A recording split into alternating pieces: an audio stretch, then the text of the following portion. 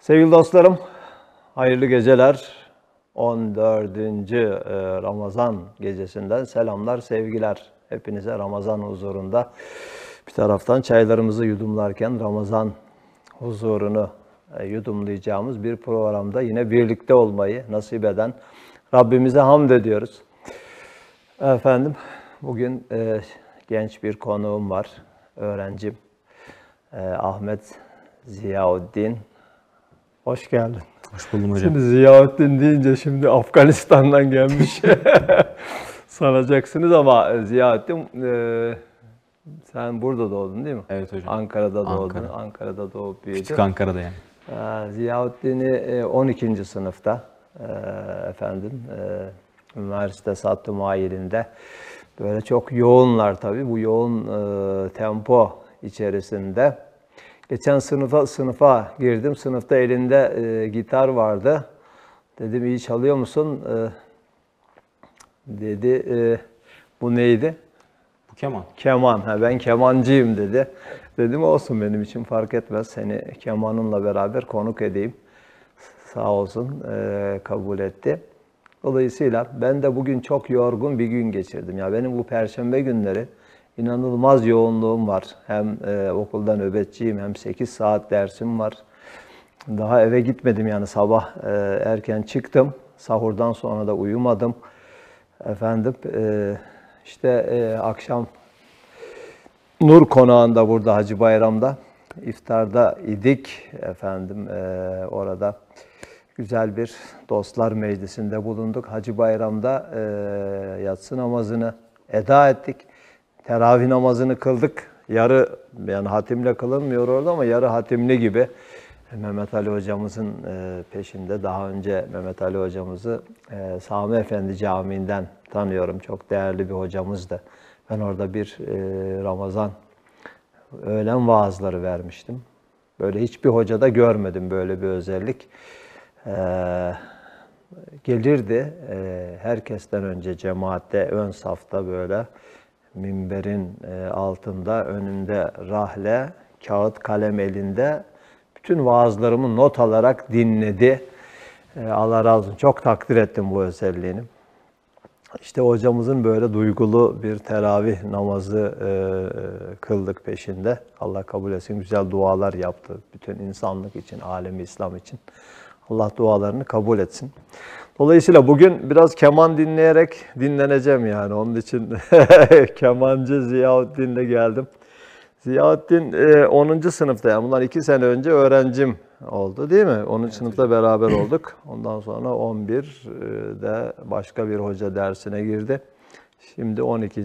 sınıfta üniversite sınav hazırlığı içerisinde testlerle boğuşuyorlar. 2 günde bir mi? Her gün mü deneme oluyorsunuz? Hocam haftada 3 kereye çıktı yani. 3 kere değil mi? Deneme oluyorsunuz. Çok yoğun bir tempo. Tempo yoğun. Allah kolaylık versin. İstediğimiz şeyler yüksekte hocam. Çalışmak lazım. Herkes çalışmak lazım. Bir de bizim öğrencilerimizin böyle gözleri şeyde yani yukarılarda. Dolayısıyla onlar daha çok yarışıyorlar yani birbirleriyle de yarışıyorlar. Nerede senin gözün? Hocam ben ilk yüzlük dilime girmek istiyorum sayısal alanda. Hadi ilk yüze girersen seni bir daha konuk edeceğim. Kabul. Tamam hocam. Mı? Tamam. İnşallah. Ve bu program senin için bir dua olsun. Tamam. İnşallah hocam. Maneviyatına böyle bir destek olsun. Tabii öyle bir yıl beraber olduk. Bizim derslerimizde ne hatırlıyorsun? Hocam dinlendirici bir dersti. Ha? Dinlendiriciydi. Dinlendiriciydi.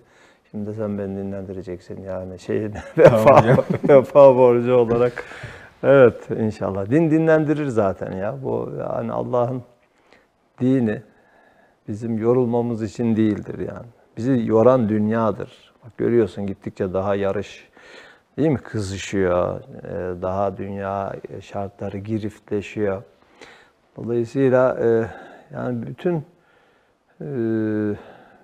gücüyle dünyaya çalışanlar dünyanın işini de bilmiyorlar yani böyle biraz daha rahat yaşayın işte ne bu ya yarışı gibi tamam mı? Amerikalılar ne der?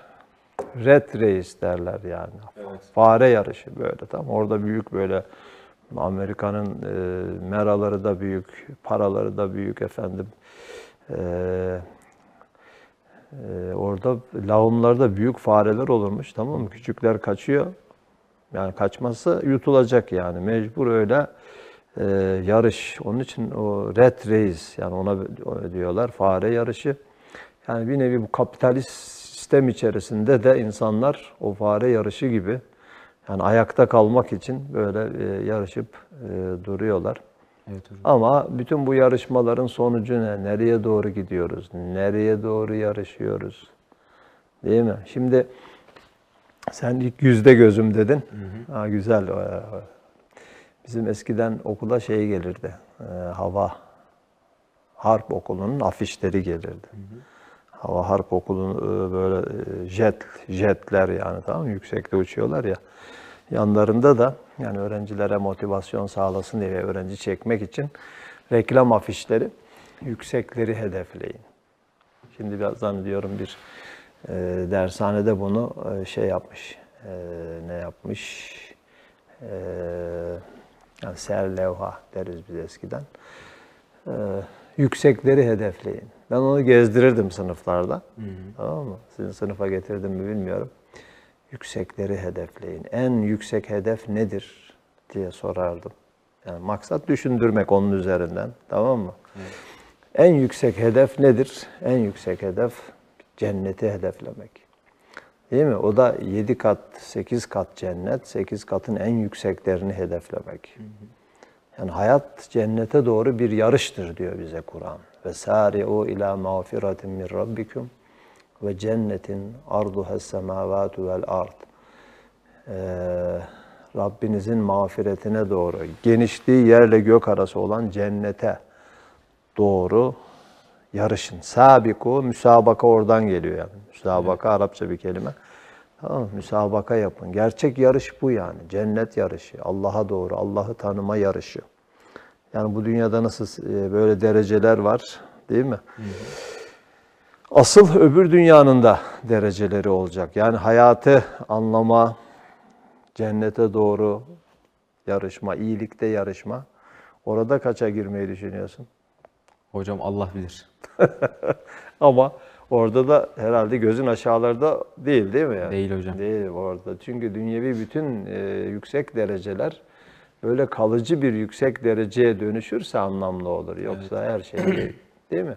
Öyle hocam. Geride kalacak. Evet. Şimdi dünya burada yüksekleri hedefleyinden bir dünya tanımı yapalım seninle önce. Yapalım hocam. Dünyanın Türkçesini biliyor musun? Size anlatmıştım sanıyorum. Dünyanın Türkçesi. Evet, Arapça bir kelime dünya. Türkçesi ne? Alem de Arapça. Düşünüyorum.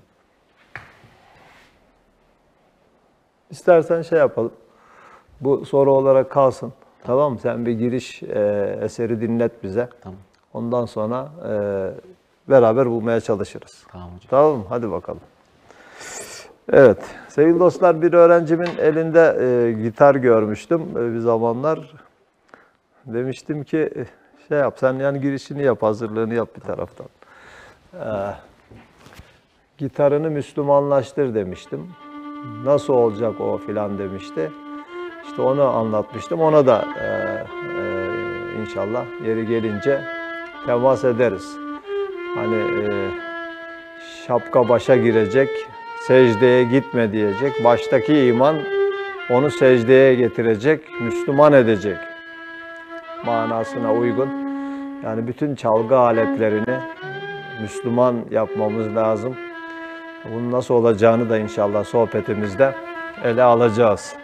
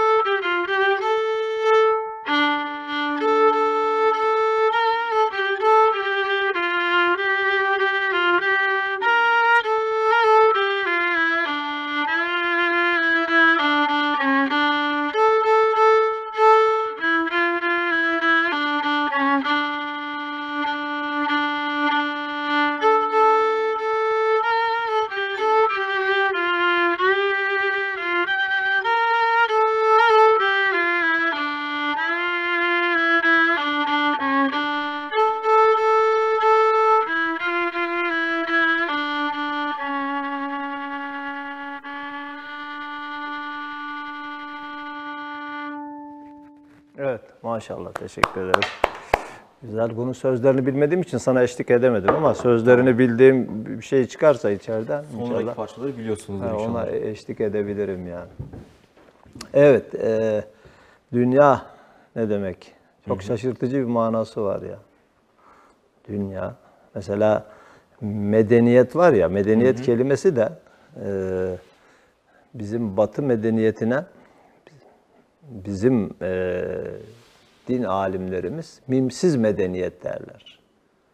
Yani başındaki m'yi kaldırırsan tamam, deniyet olur. Dünya ile aynı kökten geliyor. Deniyet. Denaet. Tamam mı? Denaet.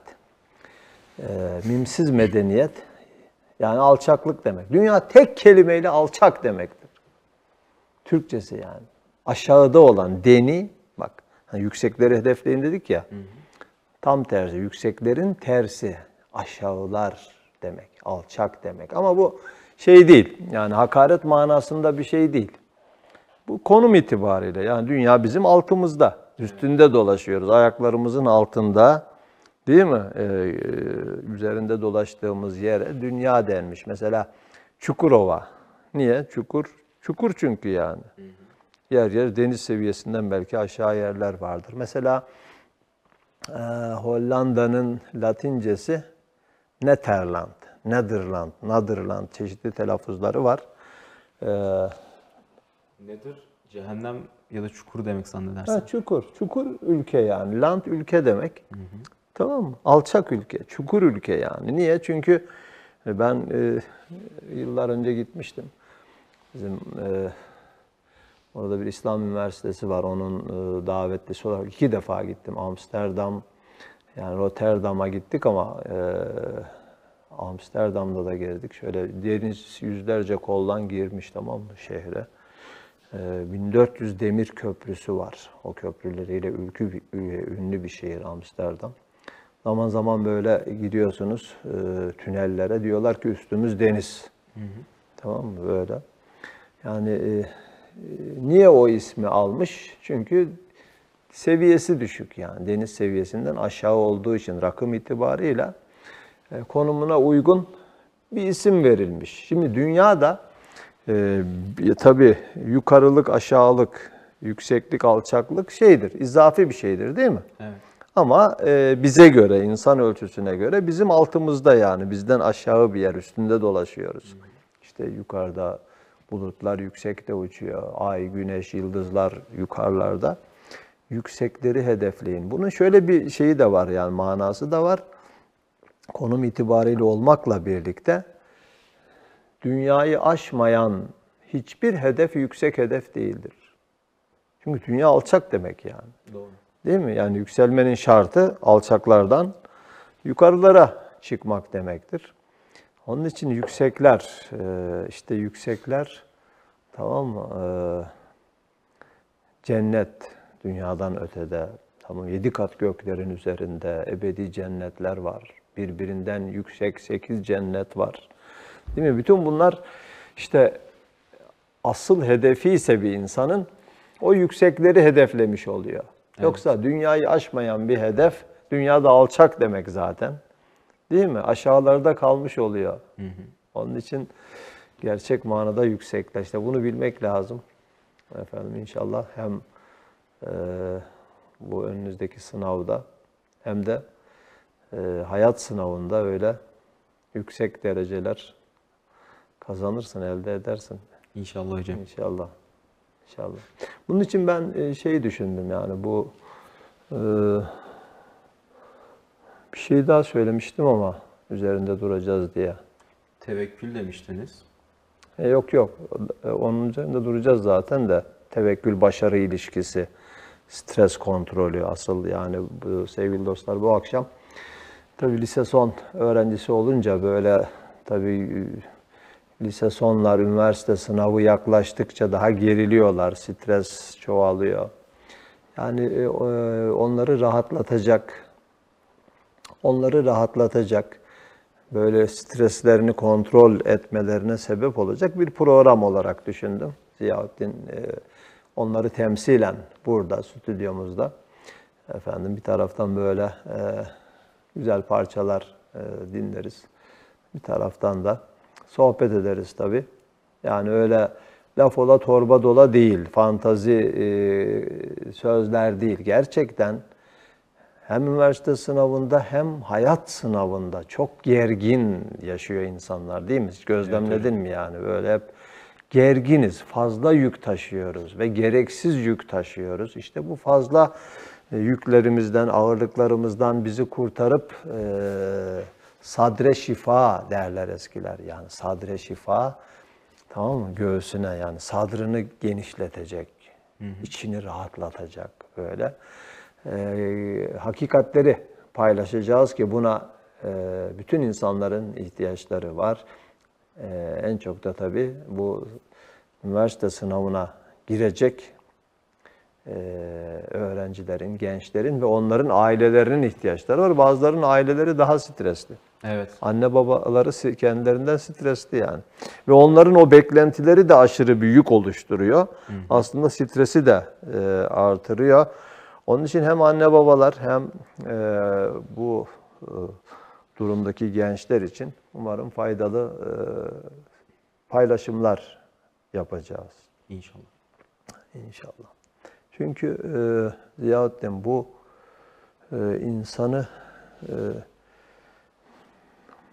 geren nedir biliyor musunuz? Bizim yani başarı anlayışımız, bir defa başarı tanımımız doğru mu? Tamam mı? Başarı tanımımız doğru mu? Mesela sana deseler, daha önce konuşmadık seninle. Bu konuyu da işlediğimizi sanmıyorum. Çünkü onlarda işlemiyorum bunu. Diyelim, şimdi soruyorum yani. İlk aklına gelen nedir?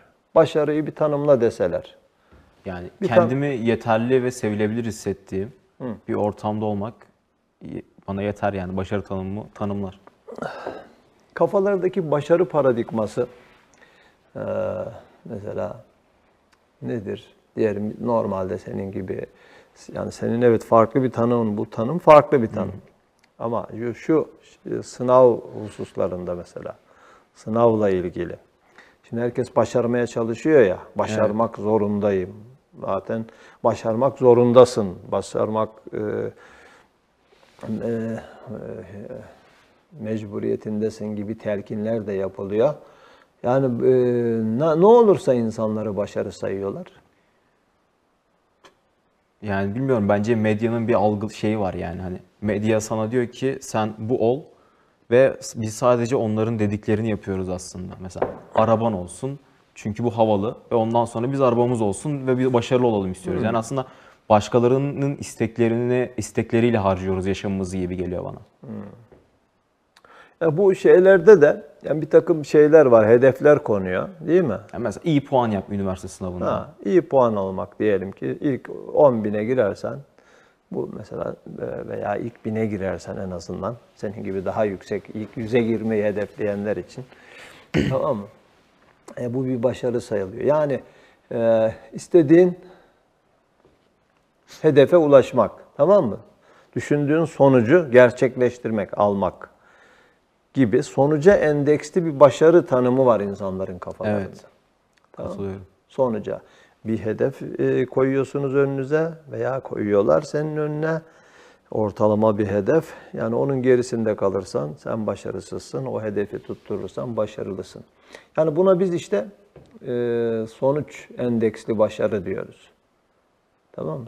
Sonuca endeksli başarı tanımı. Bu başarı tanımı çok yıpratıyor, çok geriyor. Tamam mı? Stresi doğuran bu. Neden? Çünkü sonuçlar bizim elimizde mi? Mesela diyelim aynı çalışıyorsunuz, bakıyorsun aynı derecede yorulan iki kişi, değil mi? Farklı sonuçlar alabiliyor. Evet. Yani sonuçları etkileyen, bir de bizim çalışmamızın dışında sonuçları etkileyen bir sürü faktörler var. Her şey olabilir yani, bilemiyorsun bu sınav süreci. Sınav anında evet her şey olabilir. Her şey olabilir. Yani şimdi sonuca da endeksleyince kendini her şey de olabilir. Bu sefer ya istediğim olmazsa, ya bir aksilik çıkarsa, ya beklenmedik bir durum, Evet. değil mi? Bu süreçte bak bunlar hep acabalar, ya şöyle olursa, ya böyle olursa filan diye. Bunlar işte insanı geriyor. Hepsi insanın üzerine psikolojik bir yük olarak biniyor. Ve bu yük altında insanlar eziliyorlar, Evet hocam. geziliyorlar. Yani bu durumda istediği sonuç olsa bile o sonuca gidene kadar bayağı yük taşımış oluyor. Ama bu kadar yükün altında o istediği sonuca da ulaşması zorlaşıyor. Çünkü yük altında, yani gergin. Sana mesela gergin oynayan, güçleri eşit iki takım düşün. Gergin oynayan bir takım mı galip gelir, yoksa kaybetme korkusu olmayan, rahat oynayan bir takım mı galip gelir yani? Rahatlık kazanır hocam. Değil mi? Rahatlık kazanır. Bak burada demek ki ötekinin gerginliği ne yapıyor? Kazanmasına engel teşkil ediyor. Gerginliği doğuran sonuca odaklanmak, sonuç endeksli bir bakış gerginlik doğuruyor, sonucu da bizden uzaklaştırıyor. Evet. Peki alternatif nedir? Bak, dinin bize öğrettiği tevekkül rahatlatan alternatif bir bakış açısıdır. Tevekkül endeksli. Tevekkül nedir? Kendine düşeni yapacaksın. Tamam mı? Sen kendi durumun, ne kadar çalışman gerekiyorsa, ne yapman gerekiyorsa yapacaksın. Senin başarın bu. Sonuç senin elinde değil. Sonucu yaratmak Allah'a ait. Allah'ın vazifesine karışmayacaksın. Kendi vazifeni yapacaksın. Allah'ın vazifesine karışmayacaksın. Tamam mı? Kendine elinden geleni yapmanın rahatını, huzurunu duyacaksın.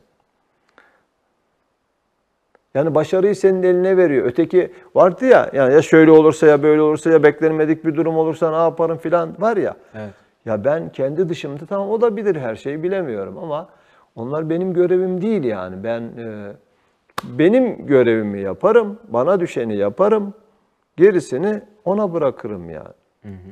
Kendi vazifeni yap, Allah'ın vazifesine karışma.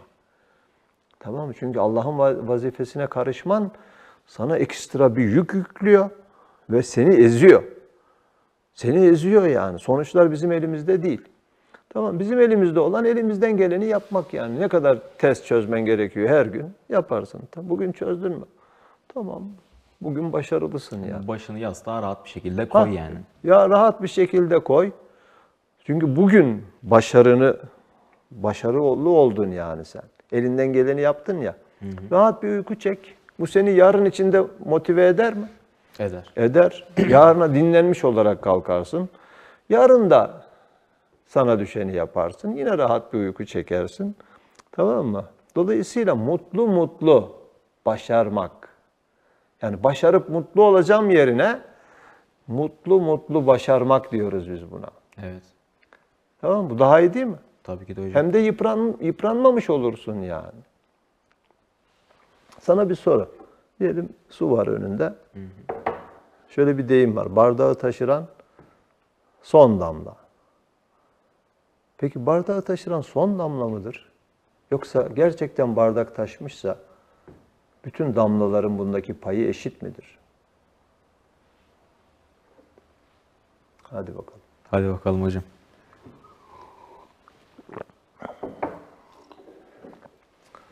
Çek bir yudum cevap ver. Bence hepsinin payı eşit yani. Hepsinin payı eşit değil mi? Evet. Bence de öyle. Ama niye peki bardağı taşıran son damla diye biz son damlaya çok yükleniyoruz? Çok önem atfediyoruz yani. Mesela diyor ki bazıları, diyelim alternatifini söyleyen şeyler, son damla diyor. Niye diyorsun? Çünkü son damla olmasaydı diyor, bardak taşmayacaktı diyor. Ama atıyorum 300. damla olmasaydı da bardak taşmayacaktı. O kadar. Bir önceki damla da olmasaydı, ilk damlada, arada bir damla da olmasaydı da taşmayacaktı, Evet. değil mi? Evet. Aslında yani matematiksel olarak da bu böyle. Bütün damlaların payı eşittir. Hı hı. Ama biz son damlaya çok önem atfediyoruz. Hocam bir suçlama isteği var ya. Birine yükleyeceksin. Birine yükleyeceğiz o suçu yani. Evet, ondan da kaynaklanıyor. Ama halbuki bak burada son damla nedir? Mesela üniversite sınav günü. Ya denemeler geçti. Gerçek sınava girdin. Ya sınav günü de diyelim bugün gibi bir gündür yani. Evet. Tamam mı? Bugün gibi bir gündür. Ama biz o son güne, yani tabii bir senedir, hatta bazıları 2 sene öncesinden o son güne kafayı takıyor, son damlaya. Hocam öyle insanlar var gerçekten. Var değil mi? 11. sınıftan adam çalışıyor yani. Yani ya çalışması ayrı ama kafayı takması ayrı. Evet. Yani çalışsın yine ama yani ta o son gün bir aksilik çıkarsa, tamam mı? Beklenmedik bir şey olursa, ya çalışmalarımın karşılığını alamazsam, yani formunda olmazsam filan diye o son günün yükünü 2 yıl öncesinden beri taşıyor. Hocam bence Allah'a güvenmek lazım yani. O ne istiyorsa yapar yani hani. Çok da şey yapmamak Evet. lazım. Sen kendine düşeni yap. Gerisini ona bırak. İşte gerçek başarı tanımı bu. Hayırlısıysa olur zaten. Tebrik ve hayırlısını iste. Bak, o da var. Yani kendine düşeni yaptıktan sonra tek bir alternatife de kendini mahkum hissetme. Evet. Tamam, hayırlısını iste yani. Dolayısıyla bu yıpratmayan, insanın gerginliğini azaltan, birazcık stres şeydir yani, buna öz stres deniyor. Faydalıdır da yani, hepten rehavete kapılmanı önler ama böyle yıpratıcı bir stresten seni kurtarır. Yani başarı tanımın burada çok önemli. Başarıyı ne olarak görüyorsun? İşte kafalarda böyle bir yanlış başarı tanımı var. Bu insanları çok yıpratıyor. Ailelerin kafasında da böyle bir tanım var. Onların beklentileri de büyük oluşturuyor. Bu sefer ben acıyorum ya. Öyle görüyorum işte yani. Hiçbir şeye vakti yok. Çocuğun böyle başını kaşıyacak vakti yok. Hatta bir tanesi demişti ya, şu Kumrular Sokak var Kızılay'da demişti. Yani ben oralarda çocukluğum geçti demişti. Vallahi özledim o ağaçların altında şöyle rahat bir yürüyüş yapabilsem var ya. Hocam orada şimdi kütüphane var. Okul çıkışında oraya gidiyorum. Değil mi? Adnan Ütken. Ya okulun dışında tekrar kütüphane, evde çalışıyorsun. Yani çok böyle yani bu sistem insanları çok yıpratıyor ya. Evet. Yani bu kadar insan düşmanına reva görmez yani, tamam mı? Bu kadar yıpran ne olacak? Bir yere gelsen bile pilin bitiyor zaten, yıpranmış olarak, tamam mı? Tükenmişlik sendromu yaşıyorsun. Evet. Oyununda var. Shakespeare'in Hamlet oyunu var. Onda işte karakterlerden birisi Horatio diye birisi. Soruyor işte Hamlet, sen misin gelen Horatio diyor. Uzun zaman kaybolmuş. Horatio benim diyor. Sen misin gelen Horatio? Evet benim, fakat ne kaldıysa benden diyor. Ne kadar değil mi? Dramatik bir söz yani. Ne kaldıysa benden diyor yani. Geldim ama tükenmiş olarak geldim. Bittim diyor yani. Evet. Şimdi böyle bizim bu süreç, sonra üniversite süreci, gereksiz bir sürü şeyler. Hocam ben artık şey yapmam büyük ihtimal yani çalışırım. Sonra üniversiteden sonra işte bana tekrar deseler ki hadi oğlum bir daha çalış, bir daha başar deseler yeter artık yani hocam. LGS'de aynı şey oldu, YKS'de aynı şey oldu. Yani bir yere kadar. İşte bu tekrar deneyecek cesareti kendinde bulamaman da, veya birçokları adına aslında öyle insanlar bulamamak da bu şeyden kaynaklıyor. Yanlış başarı tanımının faturasıdır. Çünkü yani zaten bu süreçte öyle yıpranıyorsun ki bir daha yeni bir hamle yapacak gücü kendinde bulamıyorsun. Evet. Halbuki dediğim gibi yani mutlu gitsen, her gün elinden geldiği kadar kendine düşeni yaparak, tamam mı, gitsen, sonuçlar benim elimde değil desen, bir de sonuçlarla ilgili 4 ihtimal var, bak onları üzerinde konuşacağız. Kazan kazan, kazan kaybet, kaybet kazan, kaybet kaybet gibi. Asıl kazanmak ne? Dolayısıyla bu geniş perspektiften bakabilsek, o zaman O zaman şey yapmazsın. Yani gerekirse kendine sorarsan bir daha denemem gerekiyor mu? Gerekiyorsa tamam denerim. Bana düşüyorsa yani tekrar denemek denerim. Ama düşmüyorsa tekrar zorlamam, ayrı konu. O cesareti kendinde bulabilirsin. Çünkü yıpranmamışsın yani. Evet. Yıpranmamışsın. Bu çok önemli. Fakat kafalardaki bu başarı paradigması bu söylediğim gibi değil. Yani hep şeye endeksli. Mesela sporda ne diyorlar? Olimpiyat madalyası. Yok, slogan olarak. Hatice'ye bakma, neticeye bak. Değil mi?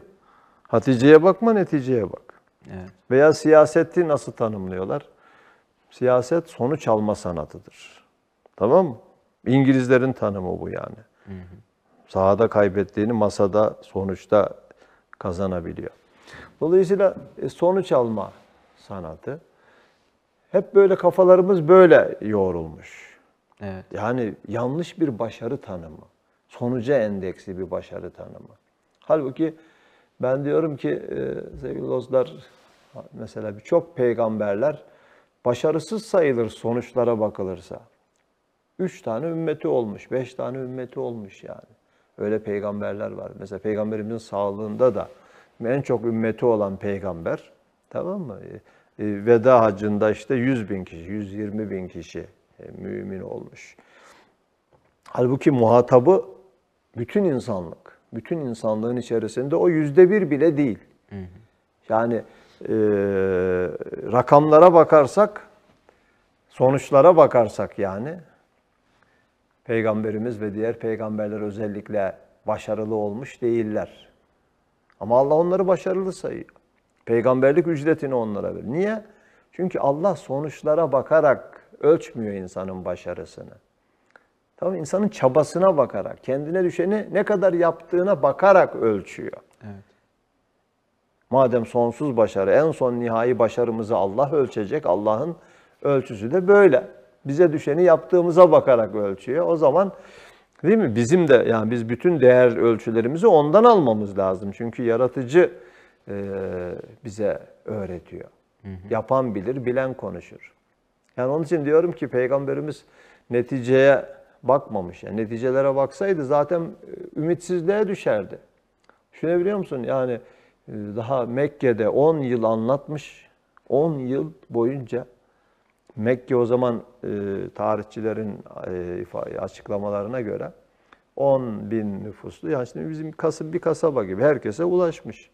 Tamam, ona iman edenler 10 bin kişi içerisinde, yani ilk hicret edenler 200'ü 300'ü geçmez. Tamam mı? Evet. O 10 binde. Yani öyle. Dolayısıyla ya %3, %5 olsun hadi ya. Tamam mı? Ondan sonra mecbur kalmış, değil mi? Şeyi terk etmiş, hicret etmiş filan.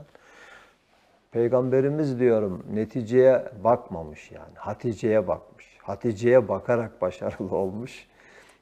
Dolayısıyla bu Hatice'ye bakma, neticeye bak tanımını ters yüz etmemiz lazım yani. Hatice süreç demektir. Süreç endeksli. Yani sen kendine düşeni yapıp yapmadığına bak. Neticeye kafanı takma yani. O neticenin yükü altında kendini ezme, germe. Rahat ol ya. Hadi bir eser daha dinleyelim. Tamam hocam. Bunun üzerinde biraz daha dururuz inşallah. Bu başarı tanımı çok önemli sevgili dostlar. Bu hususları YouTube'da 4 parça var. 4 programda 20'şer dakikalık yaklaşık. Oradan da takip edebilirsiniz. Stres, başarı denklemi diye. Evet. Hocam bu aşk bir bahrumandır. Hadi diyeceğim bakalım. şimdi.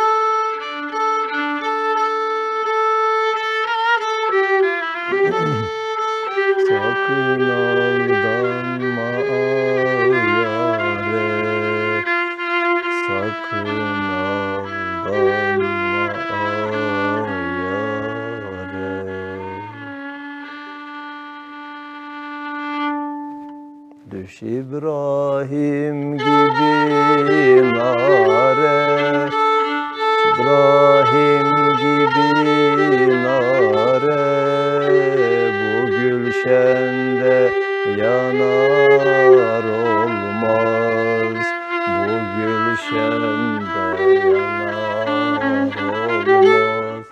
İbrahim gibi nare, düş İbrahim gibi nare, bu gülşende yanar olmaz, bu gülşende yanar olmaz.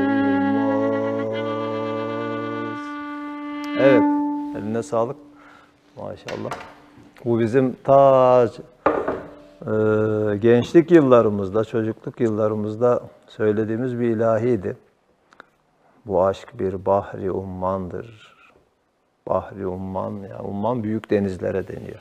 Evet. Bahr da deniz demek ama umman umman olmuş bir okyanus yani. Bu aşk bir bahri ummandır.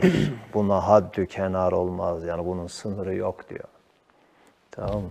Aşkımızın ne ucu var ne bucağı diyor Mevlana. İlahi aşkı, tamam, sonsuzluk aşkını böyle ifade ediyor. Böyle bir aşka sahip olan işte İbrahim gibi ateşe düşse bile ateş ona gül bahçesi olur diyor. Tamam. Düş İbrahim gibi nare, bu gülşende yanar olmaz diyor. Tamam. Kime ait sözleri hatırlayamadım ama. Evet, teşekkür ederiz. İlahinin sözleri mi hocam? Kime ait? Nizamoğlu Seyyid Beyfullah. Nizamoğlu Seyyid. Tamam, son kıtasında kendi ismini de söylüyor. Evet. Efendim. Evet sevgili dostlar, Ziyaüddin'le birlikte efendim stres, başarı, tevekkül denklemini konuşuyoruz. Kısa bir aramız olacak. Aradan sonra inşallah sohbetimiz, muhabbetimiz devam edecek. Evet, Ramazan huzurunda yeniden huzurlarınızdayız. Sevgili dostlar, bugün genç bir misafirim var, Ahmet Ziyaüddin. Efendim, hem müzikli, ilk defa müzikli program yaptım bu Ramazan gecelerinde. Değişiklik olsun. Ama asıl olarak üniversite sınavı sürecinde bu gençlerin yaşadığı stres ve gerginliği nasıl azaltabiliriz, nasıl onları rahatlatabiliriz? Sohbetimizin konusu bu. Hem üniversite sınav sürecinde hem de ondan daha büyük ve uzun soluklu bir süreç olan hayat sınavında, ki hepimiz bu hayat sınavındayız. Fazla yük taşıyarak, yıpranarak değil, daha dinlenmiş olarak. Yani hayat gerçekten çok zor değil. Çok zor değil. Biz zorlaştırıyoruz. Biz zorlaştırıyoruz. Bizi, yani dünya böyle çok üzerimize yük yüklüyor. Değil mi? Dünya kadar yük var omuzlarımda diyor yani böyle. Öyle insanlar gördüm ben. Tamam, dünyayı eziliyorum diyor. Dünya sırtımda adeta diyor. Taşıyamıyorum. Bittim, tükendim, tamam mı? Ya kardeşim, indir dünyayı o sırtından. Niye taşıyorsun ya? Gereksiz yük yani. Dünyanın bir sahibi var ya. Sen niye onu kendin yükleniyorsun yani? Tamam mı? Bir de fıkra anlatırım. Böyle bizim Temel işte Trabzon uçağıyla gidiyor. Yanına birisi oturmuş. Onda da yükseklik korkusu var. Tamam mı? Uçakta Temel bizim rahat. Ondan sonra çayını içiyor falan. Adam böyle sanki her an bir şey olacakmış gibi, tamam mı? Böyle teyakkuzda. Ufak bir türbülansa girse uçak birden böyle yapıyor. Heyecanlanıyor. Temel demiş ki, ula uşağım ne korkaysın, pobanın mali midir demiş. Tamam. Pobanın mali mi? Poba ne biliyor musun? Baba yani. Bu uçak senin babanın malı mıdır diyor yani. Ne korkup duruyorsun diyor, uçak düşecek diye. Babanın malı mı bu? Tamam mı? Şimdi aynı şeyi dünya uçağı için düşünelim. Dünya uçağı örneğini hatırladın mı? Hatırladım hocam. Tamam. Dünya uçağı. Hepimiz dünya uçağındayız ya. Allah'ın kontrolünde bir uçak bu ya. Milim şaşmıyor yani bak değil mi? Günler, geceler, Allah öyle dengeler kurmuş yani. Ay mesela bu gece dolunaylı bir gece. Sevgili ayın 14'ü gelince ay dolunay oluyor. Değil mi? Gece mehtabı izledim. Dün sahurda ki bu gece daha muhteşem izlenebilir. Tamam, mutlaka balkona çıkın. Veya şimdiden tamam mehtabı izleyin, dolunayı bir izleyin yani. Bak o dolunayın sessiz hareketi. Şimdi sonra güneşin doğuşunu izledim. Muhteşem tablolar. Şimdi milim şaşmıyor. Ya bu kadar bu dengeleri kuran yaratıcıya güvenmeyeceksin de kime güveneceksin yani? Değil mi? Ona güven ya. Ona teslim ol, güven. Rahat et yani. Ama o senden sadece sana düşeni yapmanı istiyor. Evet. Sana düşeni yap.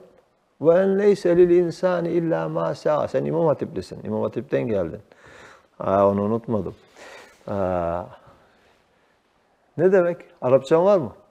Ve en leyse lil insan, bu İmam Hatipliler, hocalar çok şey yaparlar, bu ayeti söz konusu ederler. Ve en leyse lil insani illa ma sa'a. Biz her şeyi insanlar için yarattık. Değil. Olmadı. Sa'a, mesai oradan geliyor. Sa'i. Tamam mı? Sa'i. Ne diyor Akif? Sa'i kelimesini kullanıyor. Çalış ki beka sa'i olursa hak edilir diyor. Bak birinci mısrasını da hatırladım. Bekayı hak tanıyan, yani sonsuzluğa inanan.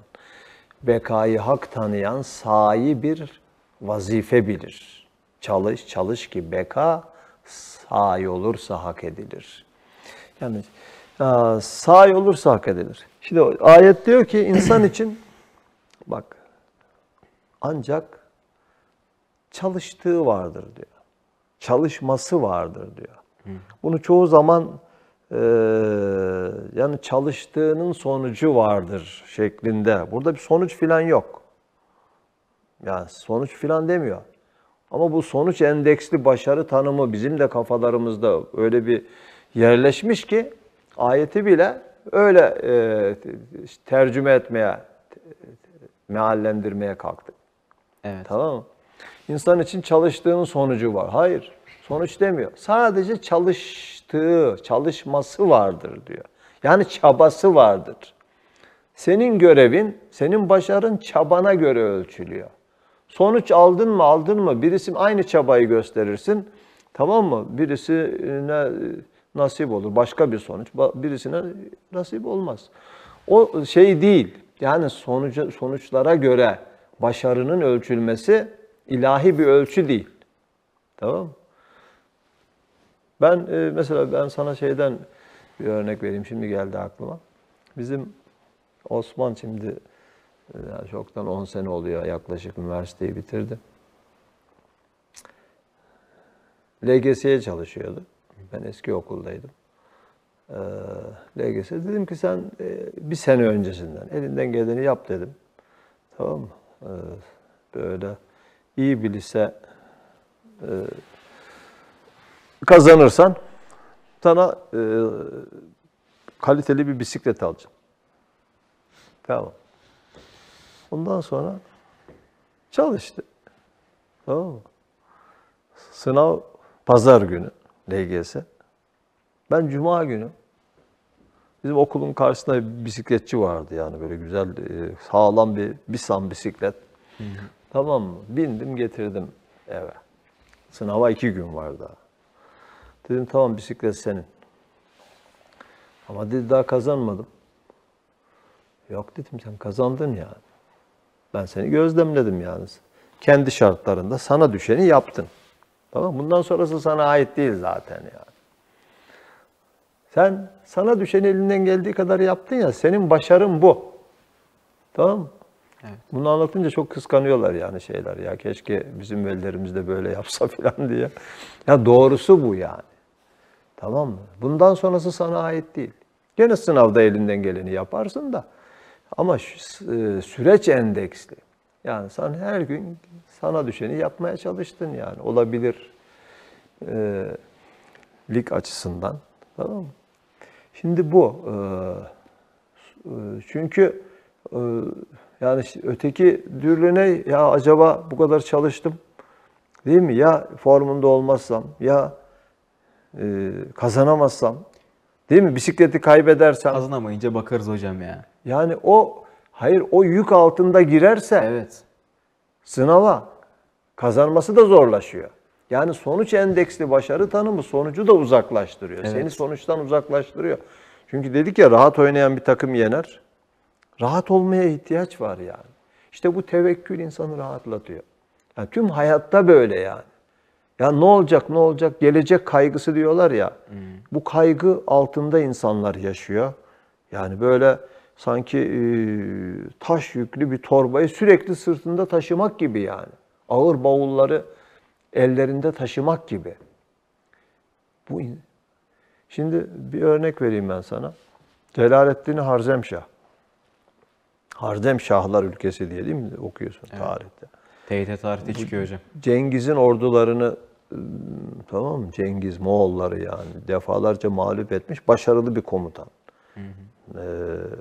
İyi bir Müslüman aynı zamanda. Bir gün harbe giderken tekrar demişler ki ona vezirleri var, dindar vezirleri. Bir kısmının belki kalp gözü açık, bir kısmının yani tahminen ileri görüşlülüğüyle moral vermek için yahut sultanım yine galip geleceksiniz. Allah sizi muzaffer edecek diyorlar ya.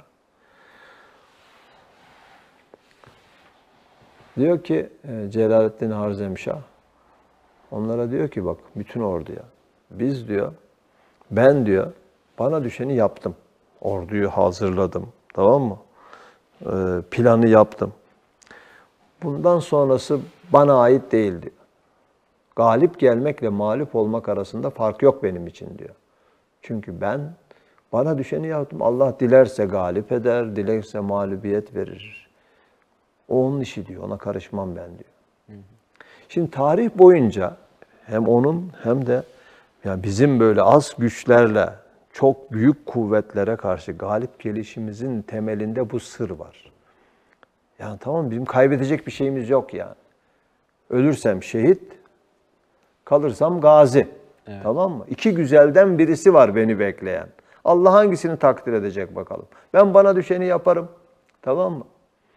Ölsek de sevin diyor ya Necip Fazıl o Çile içinde yer alan bir şiiri var. Zindan. Biliyor musun Zindan'ı? Yok hocam. Sana okuyayım bir şiir. Okuyun. Bak. Zindan. 2 hece. Mehmet'im lafta. Baba katiliyle baban bir safta. Oğluna yazıyor. Oğlu Mehmet. Tamam mı? Zindandan yazıyor. Bir de geri adam boynunda yafta. Halimi düşünüp yanma Mehmet'im. Kavuşmak mı? Belki daha ölmedim. Avlu bir uzun yol tuğla döşeli. Kırmızı tuğlalar 6 köşeli. Bu yolda tutuktur hapse düşeli. Git ve gel 100 adım, 1000 yıllık konak. Ne ayak dayanır buna ne tırnak. Bir alem ki gökler boru içinde. Akıl olmazların zoru içinde.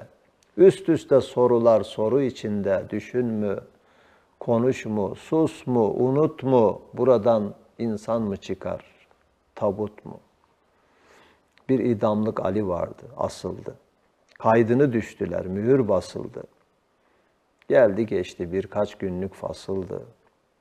Ondan kalan boynu bükük ve sefil, bahçeye diktiği birkaç karanfil. Müdür bey dert dinler, bugün maruzat. Çatıkkaş, hükümet dedikleri zat. Beni Allah tutmuş, kim eder azat? Anlamaz yazısız, pulsuz dilekçem. Anlamaz, boynuma geçmiş bilekçem. Somurtuş ki bıçak, nara ki tokat. Zift dolu gözlerde karanlık kat kat. Yalnız seccademin yönünde şefkat. Beni kimsecikler okşamaz madem. Öp beni alnımdan, sen öp seccadem. Böyle uzun bir şiir. Sonu da şöyle bitiyor. En güzel kısmı son bölümü. Mehmet'im, sevinin, başlar yüksekte. Ölsek de sevin, eve dönsek de. Sanma bu tekerlek kalır tümsekte. Yarın elbet bizim, elbet bizimdir. Gün doğmuş, gün batmış, ebed bizimdir. Sonsuzluğa inanan bir insanın kaybedecek bir şeyi yok, tamam mı? Ölsek de sevin diyor, eve dönsek de. Çünkü eve dönmekle, ölsek de zaten ebedi evimize döneceğiz. Herkesin döneceği yere. İşte bu rahatlık, tamam mı? İnsanın kazanmasına, yani sonuç endeksli olmayan başarı tanımı sonuca da katkı sağlıyor. Onun için gerçek başarı kaybetme korkusunu yenmektir. Tamam mı? Evet. Ya kaybedersem korkusu duymamaktır. Bu da tevekkülle yeniliyor. Evet hocam. Ya doğru başarı tanımıyla. Sana düşeni yap, gerisine karışma ya. Tamam, rahat ol. Ya müthiş bir şey ya. Evet. Şöyle bir örnek de çok güzel bir örnektir. Yani sizi rahatlatır. Şimdi iki kişi düşün. İki kişi ellerinde yükler. Tamam mı? Bavullar. Bir gemiye biniyorlar. Birincisi biner binmez. Eskiden gemide koltuk falan yoktu. Yani nereye bulsan oturuyorsun. Yükünü bırakıyor, üstüne oturuyor. Tamam mı? Ondan sonra denizi seyrediyor. Dalgaları falan bakıyor. Martılar işte kalkıp iniyorlar falan. Rahat bir yolculuk yapıyor. İkinci kişi gemiye kadar taşımış, gemide de bırakmıyor bavullarını. Sırtında sırt çantası, tamam mı? Ya diyorlar ki artık indir, yükünü bırak gemiye ya. Yok diyor, ne olur ne olmaz. Ben güçlüyüm diyor. Ya sen ne kadar güçlüsün yani, gücün gittikçe tükenecek. Evet. Değil mi? O akılsız başın, o bükülmüş belinle bu ağır yükleri çekemeyeceksin yani. Başın dönecek, bak belki denize düşersin. Kaptan seni bu durumda görse, ulan bu deli nereden bindi gemimize diye seni kovacak. Belki de gemimizi itham ediyor, haindir deyip seni hapsedecek. Hem de herkes sana gülüyor, bak gülünç oldun diyorlar yani. Tamam mı? Zor bela ikna ediyorlar adamı, bırakıyor böyle korka korka. Gerçekten rahatlık varmış diyor ya. Şimdi burada herhalde kimse ikinci kişi gibi yapmaz değil mi? Evet. Yani gemiye kadar yükünü taşır, gemide de halen taşımayı sürdürmez. Hı hı. Sürdürmemesi lazım aklen böyle ama yani hayat gemisine baktığımızda işte biz yükümüzü bırakmıyoruz. Yani hep sonucu düşünmek, acaba ne olacak kaygısı, gerginliği yaşamak demek, yükünü bırakmamak demektir. Gemiye kadar taşımak vazifen. Yani sana düşeni yapman, gemiye kadar taşıman. Anlıyor musun? Ama sana düşeni yaptıktan sonra hala ne olacak diye gergin yaşaman, stresli yaşaman, korku duyman, kaygılanman, gemide de yükünü bırakmaman demektir ki bu insanı çok eziyor, çok yıpratıyor. Evet. Anlıyor musunuz?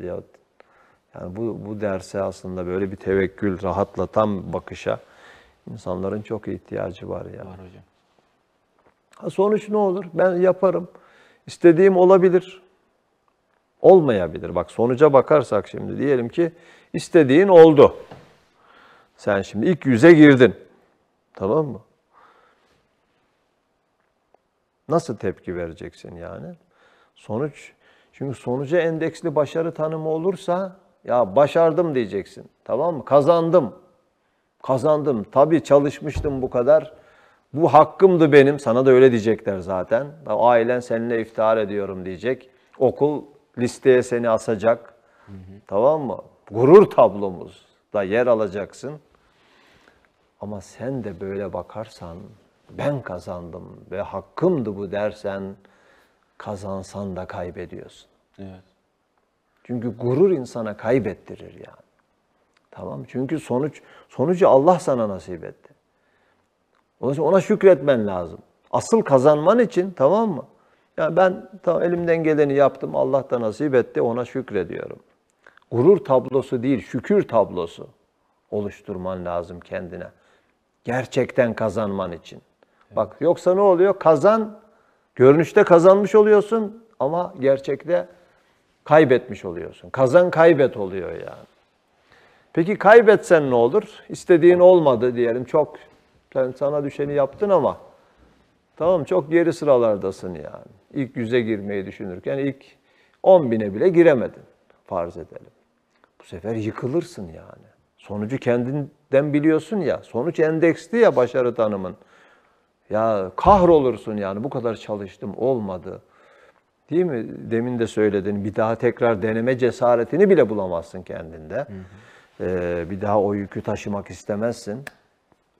Bu sefer ne olur? Ümitsizliğe kapılırsın.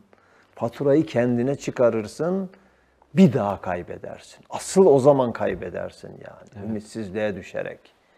Ne olur? Kaybet olur. Ya. Ondan sonra peki bu kaybet kazan nasıl olur? Diyelim senin başarı tanımın elinden geleni yaptın ama istediğin olmadı. Bu sefer ne diyeceksin? Yani ya ben bana düşeni yaptım. Belki böylesi hayırlıdır benim için. Belki kader bana başka bir yol açacak yani. Hı hı. Mesela Kennedy'ye demişler nasıl kahraman oldun? Ben istemeden oldu demiş. Gemimi batırdılar işte. O süreçte bir iflas etmiş. Tamam, başka arayışlara girmiş. O süreç onu Amerika'ya başkan yapmış. Anlıyor musun? Yani belki böylesi hayırlıdır. Bilemiyorum. Ben mesela 6. tercihimdi Ankara İlahiyat. Tamam, ilk tercihim Ankara Hukuk'tu. İkinci tercihim Ankara Üniversitesi. O zaman çok üniversite yoktu zaten. Ankara'da, İstanbul'da, büyük şehirlerde vardı. Tamam, 79'da ben liseden mezun oldum. Eczacılık fakültesiydi. Bir sınava giriyorduk. Ve tercihlerimizi sınavın öncesinde yapıyorduk. 6. tercihim ilahiyattı. Şimdi bana 6. tercih geldi. Bak 40 sene, 45 sene geriden bakıyorum şimdi. Vay be. Demek beni benden iyi bilen Rabbim benim için en hayırlı bir mecra açmış bana diyorum. Kaderin sahibine çok minnettar oluyorum, tamam mı? Yani hukukçu olsaydım, tamam o gene bir şey ama bu kadar mutlu olacağımı sanmıyordum. Yani sen kendine düşeni yap, seni senden iyi bilen Rabbin belki başka bir yola tamam senin için daha iyi olana. El hayru fî mahtarehullah. Kaderin tercihinde hayır vardır. Ama sen sana düşeni yap yine. Tamam mı? Şimdi böyle düşünerek insan ne yapar? Kaybetse bile yıkılmaz. Hı hı. Yani belki böylesi hayırlıdır der. Ondan sonra kaybından kazanç çıkarır. Yahut da ben öyle bazen geliyorlar mezuna kalmış filan. Diyorum kaybetmek çok acı geliyor size değil mi? Bu kadar çalıştıktan sonra. Tekrar deniyorsunuz. Evet diyorlar yani. Zaten bir kısmı gelemiyor okula. Yüzü yok çünkü yani. Çünkü bizde de o başarı tanımı dolayısıyla hemen öğretmenlerin de ilk sorduğu şey nereyi kazandın, neredesin filan. Verecek şey yoksa kendi boynunu büktürecek değil mi? Bir durum varsa bu sefer onu yaşamamak için hiç gelemiyor bak. Bu zalimane başarı tanımının acı sonucu yani maalesef. Biz insana etiketiyle değer veriyoruz. Halbuki insana insan olarak sen benim öğrencimsin yani, tamam mı? İstersen her şeyini kaybedip gel, insan olarak sana ben değer veririm. Tamam mı? Değer veririm yani. Etiketinle seni ölçmem yani. Dolayısıyla öyle gelemiyorlar. Ama onlara diyorum ki gelenler de olursa, bak diyorum kaybetmek ne acı geldi sana değil mi? Halbuki alternatifi var, tekrar hazırlanacaksın. Evet. Gene olmasa bile hayatın başka alternatifleri de var değil mi? Ölmeyiz ya yani, biz kazanmazsa kıyamet mi kopar? Ama şunu düşün diyorum bak, bu kaybından şöyle bir ders çıkar. Hayat sınavını kaybedersen bunun telafisi yok. Geri dönüşü yok. Ebedi bir kayıp bu. Bunu nasıl kaldıracaksın? Onun için bu geçici kaybın sana hayatı yeniden sorgulatırsa, tamam mı? Hayat sınavını kaybetmemek için asıl adımlar atmaya seni sevk ederse bu kaybından kazanç çıkarırsın. Geçici kaybından kalıcı bir kazanç çıkarırsın. Tamam. Demek ki 4 ihtimal. Yani kazan kazan olabilir. Kazan kazan nasıl olur? Yani kazandın, Allah bana nasip etti, ona şükrediyorum. Minnetim ona. Tamam mı? Gurur tablosu değil, şükür tablosu. Bak bu kazan kazan. Kazan kaybet, tabii kazandım, bu kadar çalıştım deyip kazancın seni gurura sevk ederse kazansan da kaybedersin. Evet. Tamam mı? Ondan sonra demin dediğim gibi düşünürsen kaybından kazanç çıkarabilirsin. Ama o da yoksa kaybettin, bir daha kaybedersin, ümidini de kaybedersin. Asıl kayıp öyle olur. 4 ihtimal, tamam mı? Beğendin mi? Beğendim hocam. Ha, seç ya. İnşallah seninki kazan kazan olur. İnşallah. Ama sonuç odaklı olmayalım hocam. He? Sonuç odaklı olmayalım. Gene sonuç, ya bu zaten sonuç odaklı olmazsan kazan kazan olur ve daha şey olur. Daha kolay olur yani. Evet. Sonuç odaklı olmak sonucu zora sokuyor. Sonucu da zora sokuyor yani. Kazanmayı da zorlaştırıyor. Çünkü o yük altında, değil mi? Rahat olmadığın için şey yapamıyorsun. Evet. Çok az bir vaktimiz kaldı. Seninle son bir parça daha dinleyeceğiz. Tamam. Yani burada tabii onu şey yapmadan ne dersin? Yani senin yaşındaki gençler var, bizi dinleyenler var. Yani bunların böyle problemleri çok zor bir süreç ya. Böyle maneviyata dönmeleri, hayatın büyük anlamını bulmaları kolay değil mi? Kolay değil ama yani Allah yardımcı olur hocam yani. İmkansız da değil mi? Biraz gayret ederse. Yani günümüzde böyle bir açıdan inanmak hiç bu kadar zor olmamıştı ama bir açıdan da hiç bu kadar kolay olmamıştı yani. Evet. Pascal diyor, inanmak isteyen için yeterince ışık var diyor, istemeyen için de yeterince karanlık var diyor. Allah kolaylık versin yani. Amin. Büyük düşünmeyi nasip etsin. Amin. Peki, hadi son bir parçayla vedaya hazırlanalım. Sevgili dostlar, umarım hem üniversite sınavı için ama daha genelde hepimizin hayat sınavı için böyle bizi rahatlatacak tevekkül başarı ilişkisini programımız çerçevesinde konuşmaya, paylaşmaya çalıştık. Evet Ziyaettin, seni dinliyoruz.